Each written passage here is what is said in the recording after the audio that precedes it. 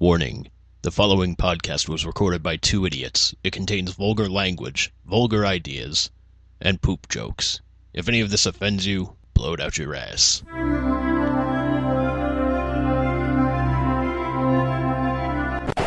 Son of a bitch bastard! Let's start this again. Shall we?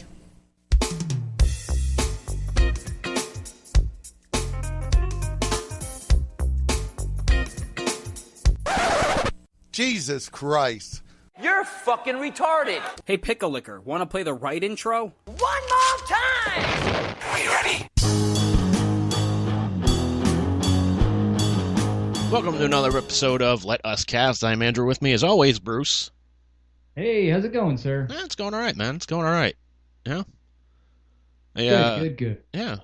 It's been pretty good. Mostly these days. What's that? Mostly strikes these days. Fewer gutters. Mostly. Nice. Yeah, like my brother just got back from going to Texas for a few days for personal reasons, whatever have you. I was talking to him last night after he came back, and he's like, man, I gotta tell you, there's kind of like a certain like pop around you. Did you like lose some weight, or what are you doing? I'm like, I'm just happier. So it just goes to show you, man, just being happier, just I don't know, man, just definitely. You have a different aura about you. Yes, my aura. My chakras are in line. The crystals are working. Yeah, you could be in a Goop commercial. There's no bad vibes. Here, stick a jade egg up your vagina. That's an actual fucking product that she had.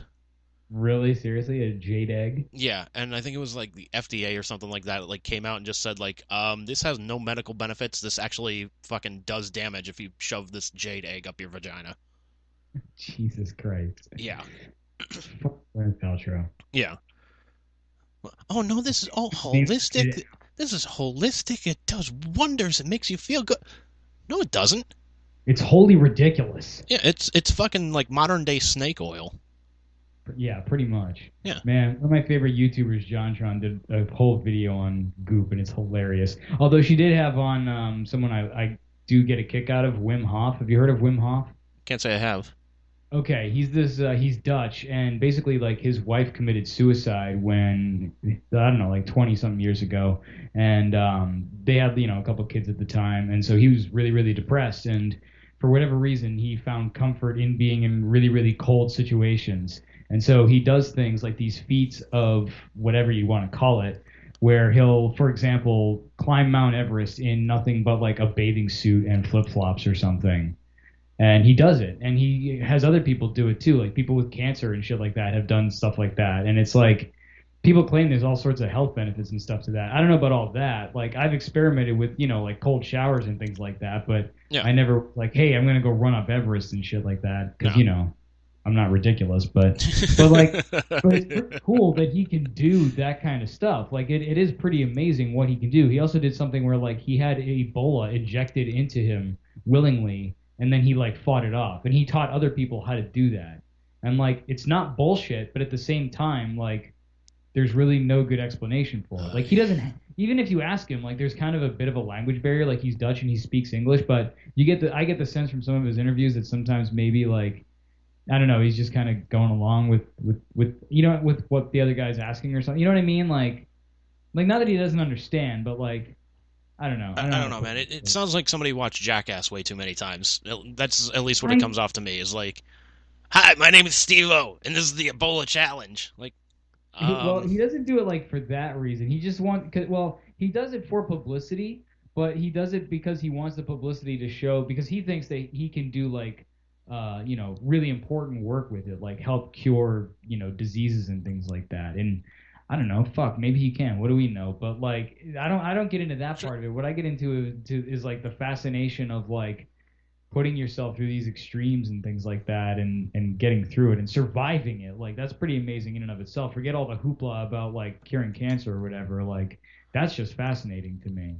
True, but I mean, the fact that he's doing it for publicity, be it for, good cause, like to try and raise awareness or whatever, like, that fucking, like, that rubs me the wrong way, man, which, yeah, that really fucking rubs me the wrong way, like,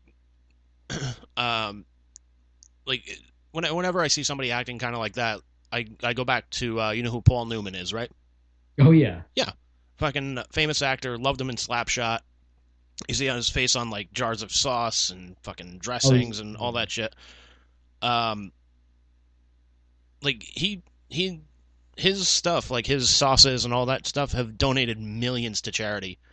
And like somebody asked him, like, you know, why don't you put out like a press release saying like, hey, we've donated like X amount to this foundation or whatever.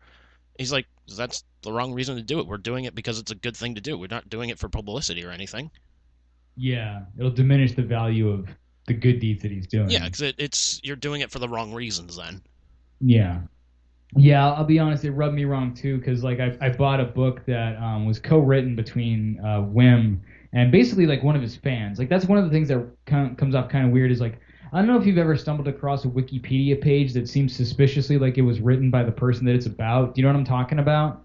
Yeah, not Thing where really. you're like, well, okay, but like I don't know, it was basically a book that was kind of written by someone who is like a fan of his or whatever, and Wim, and like he kind of agreed to have this guy write a book about what he was doing and shit like that, and like because I bought that book, I think I somehow got signed up to like a newsletter or something like that. So I wound up getting like all these emails from Wim like every month or every couple of weeks or something. And I was like, Jesus Christ, like just leave me alone. And it was always like advertising like, hey, I'm gonna do some workshop in Sweden, or hey, like I'm doing an appearance here or whatever. And it's like it was all just to hype whatever his most recent project was. And like you said, like it's one thing, it's good that he's doing it for a good purpose, but at the same time, like then you make the Paul Newman comparison, and it's like, fuck off, dude. Leave me alone. I don't want to hear about your bullshit. Yeah, If I want to hear about your bullshit, I'll come find your bullshit. Until then, leave me alone. yeah, But it's interesting. It's just I don't really buy into that whole like, and I don't really like his whole like approach with the marketing part of it. He's just too much of a marketing thing. I don't know. Just I don't yeah. know. It's just a trend, you know. Yeah. Like you remember back in the day, like when you were a kid or like a teenager, you would just go buy something and you wouldn't end up on like some kind of list, like you know, an advertising list or anything like that. Like you could just go to Barnes and Noble, buy a book, and then you just had the book. That was it. Yeah, seriously. What was wrong with that? Yeah. Or It's a like you, transaction, right? yeah, or like you go into like Newberry Comics and you're like, oh, I'm gonna buy these couple CDs and whatnot. You walk in, you pick up the CDs, you buy them. You're not on any list. You don't have to sign up for any kind of account or anything like that, man. It's just you got the music that you wanted. That's Yeah. it. Yeah, man. It's like, when I buy a Ninja Turtles action figure, I didn't get, newsletters from fucking Kenner or whoever it was, Hasbro, whoever made that shit. Hey, don't forget, we also make G.I. Joe. Fucking Playmates. Playmates, Yeah, yeah. I remember there's a whole documentary on it on Netflix. It's really, really cool to watch. Oh, really? Yeah, I watched one on Ninja Turtles and Transformers because like when I was a kid, man, like that was the shit. Yeah. For me, it was mostly, I didn't really watch, I wasn't a Transformers kid, but I was definitely into Ninja Turtles. I was, man. Like dude, Prime Optimus Prime was my mother. That dude was a motherfucker. I loved him. And like Yeah. Megatron, fucking yes. Just all the trash talking between them two, like holy shit. They might have been robots and trucks, but they touched a brother's heart. Yeah, Well, they talk about like that death scene of Optimus Prime from the movie being yeah. like, very Which touching. if that came out like a couple of months later, Prime would have lived. Really? Yeah, because the basic story was like in that movie and the G.I. Joe animated movie, they were gonna kill off Duke and Optimus Prime. Jesus. So the first movie to come out was the Transformers movie. So they kill off Optimus Prime and like kids are bawling in the theaters, crying their eyes out. Parents are getting pissed off. So they went and they changed the G.I. Joe movie. So instead of like Duke dying, it's literally a still shot of him like laying on the ground after he gets like hit by like some like Cobra weapon or something like that. And there's just a voiceover just somebody going, he's in a coma. Oh Like, my dude, God. cut the shit. He's in a coma. Yeah, Way to which work on that shit. I mean, the death of like human being like, all right, fine, play that out. Okay, I got you. But like, talking about a giant robot here, you telling me not one of those motherfuckers knows how to repair him? Seriously. Come on. Which made it even funnier because they brought Optimus Prime back later on in the series, killed him off in the same episode. Seriously, they bring him back and kill him again in the same episode? Yeah.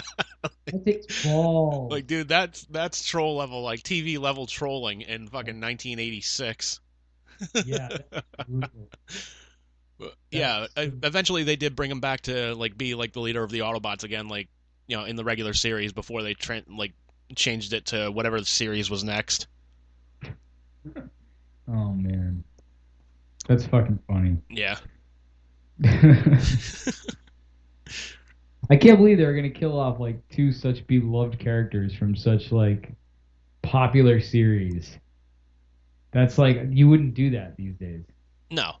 I mean, they did it. They did what was it? Family Guy did the whole Death of Brian thing. Yeah, and And even they Seth get MacFarlane, black. and even Seth MacFarlane came out afterwards. He's like, "How high are you guys to think that we would kill off a main cast member like that?" Yeah. Yeah, he did it for attention. Yeah. And it worked. Yeah, He got it worked. It got attention. people talking. Yeah, Yeah. good job on him. But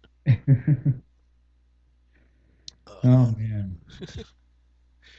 but yeah, man, like that always kind of like just kind of messed with me as a kid. I was like, wait, not what? Like there is literally a fucking Autobot that like does repair work on other Autobots here. Like you're telling me not one of them, like nobody else knows how to do this shit? Can we call that motherfucker? Yeah, like did he die? I think he died in the movie too, but Oh. like you mean to tell me he's like the only fucking doctor on Cybertron that can do that shit? Yeah, that's pretty poor planning. Yeah. Like That's like having like one medic on an army regiment, or like on an army corps or whatever. Like you have one medic in the whole group. It's like, oh shit. yeah. You're like, really? We don't have anybody else that can do this. I got a band-aid. Oh fuck. Great. You gonna kiss my bullet wound too, asshole? I'm serious. Just call Soundwave. You are fucking useless. No, Soundwave was. Yeah, I will go to defend Soundwave. Soundwave was awesome. Yeah, don't get me wrong. There were definitely some useless Transformers.